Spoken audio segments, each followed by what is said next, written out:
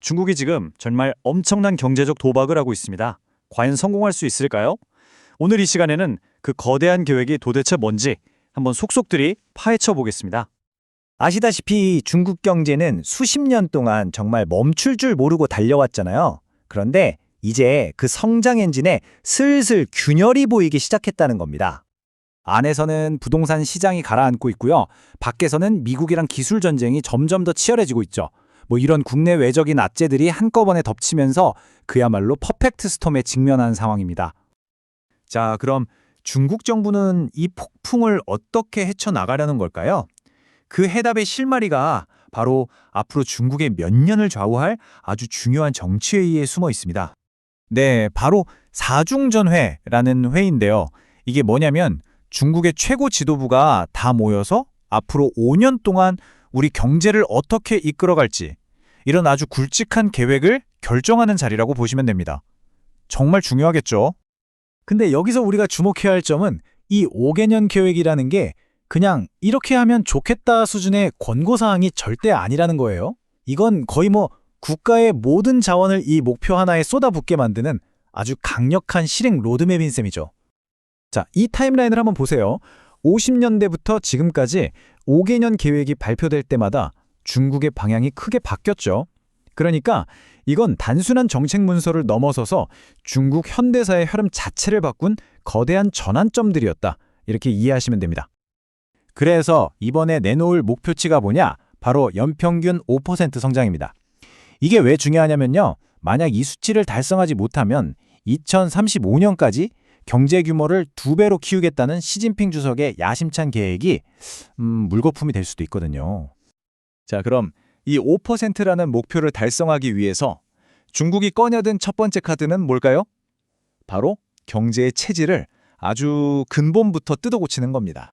네, 전략의 핵심은 바로 이 전환에 있습니다. 지난 40년 동안 중국을 먹여 살렸던 수출 중심 모델, 이걸 과감히 버리고요. 이제는 14억 자국민의 거대한 내수 시장을 새로운 성장 엔진으로 만들겠다는 겁니다. 완전히 방향을 트는 거죠. 이게 그냥 여러분 돈 좀 쓰세요 하고 독려하는 수준이 아니에요. 세금도 깎아주고 실제 소득을 늘려줘서 중국 국민들이 정말 마음 놓고 지갑을 열 수 있는 환경을 만들겠다. 이런 더 근본적인 접근이라고 할 수 있습니다. 자, 내수 시장을 키우는 게 첫 번째 기둥이었다면 두 번째 기둥은 훨씬 더 공격적이고 미래를 내다보는 전략입니다. 바로 기술 패권을 향한 총공세죠. 이건 그냥 더 좋은 물건을 만들자 이런 차원의 이야기가 아닙니다. 지금 미국이 계속 제재를 가하고 있잖아요. 그런 외부 압력에서 중국 경제를 지켜내려는 거의 국가 안보 차원의 목표라고 봐야 합니다. 그리고 이게 그냥 말로만 하는 게 아니라는 걸 이 차트가 보여주죠. 매년 R&D에 쏟아붓는 돈이 정말 어마어마합니다. 수조 위안, 우리 돈으로 환산하면 수백조 원에 달하는 돈을 그냥 쏟아붓고 있는 겁니다. 중국이 이렇게 움직이니까 똑똑한 글로벌 자본도 가만히 있지 않죠. 외국인 투자금이 예전처럼 그냥 공장 짓는 제조업이 아니라 AI나 반도체 같은 중국의 첨단 기술 분야로 그 방향을 틀어서 몰려들고 있는 겁니다. 자, 그런데요.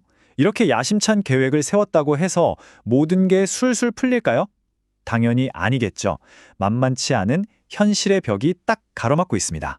일할 사람은 줄어들고 있고 부동산 시장은 여전히 회복이 더디고 또 사람들 소비 심리도 꽁꽁 얼어붙어 있잖아요. 이런 문제들은 정부가 자, 이제부터 좋아질 겁니다 하고 발표한다고 해서 하루아침에 해결될 수 있는 게 아니거든요. 아주 뿌리 깊은 구조적인 문제들이죠. 그래서 많은 전문가들이 바로 이 지점을 우려하는 겁니다. 과연 이 새로운 계획이 이런 고질적인 문제들을 다 이겨낼 만큼 강력할까 하는 거죠.